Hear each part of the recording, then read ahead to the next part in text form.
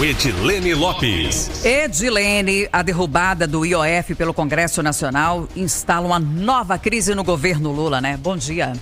Bom dia, Kátia. Bom dia, Eustáquio. Bom dia aos nossos ouvintes. Sim, uma nova crise talvez sem precedentes. O ministro da Fazenda, Fernando Haddad, neste momento está sob fogo cruzado porque a estratégia dele de apresentar uma proposta de aumento do IOF, o Imposto sobre Operações Financeiras, está sendo mais questionada que nunca, depois que o Congresso Nacional derrubou ontem esse aumento. Vamos lembrar que quando ele fez a proposta, o aumento do IOF era um aumento maior, o Congresso reagiu e ele se reuniu com os presidentes das duas casas, da Câmara e do Senado, e aí desenharam depois uma nova possibilidade e o governo apresentou um novo projeto. Nesse projeto há também reajuste de IOF, mas há outras taxações, como por exemplo a tributação de investimentos como o LCI, que é a letra de crédito imobiliário. Isso também provocou uma reação negativa e a oposição prometeu que ia fazer frente ao governo federal, principalmente os opositores que são ligados ao ex-presidente Jair Bolsonaro.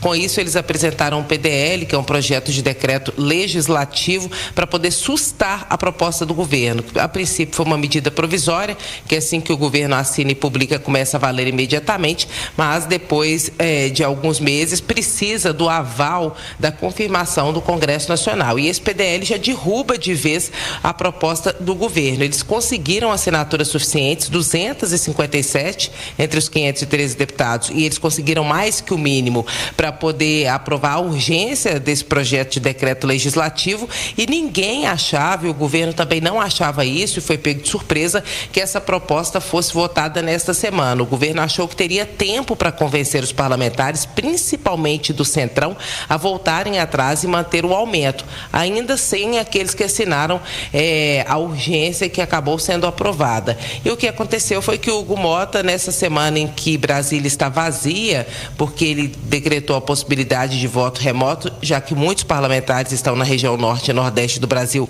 para as festividades de São João, que é comum aqui durante essas semanas em que acontecem as principais festas no norte e no nordeste do Brasil. Os parlamentares não ficam aqui na capital federal, os que são dessas regiões. Com votação virtual, normalmente nada tão importante é colocado em pauta. E ontem aconteceu uma surpresa. Além desse PDL que derrubaria, acabou derrubando o aumento do IOF, outros projetos foram colocados. E o governo, que contava com a ajuda de Hugo Mota e Davi Alcolumbre, foi pego de surpresa. E agora vai ter um problema de arrecadação, porque já estava contando com esse dinheiro.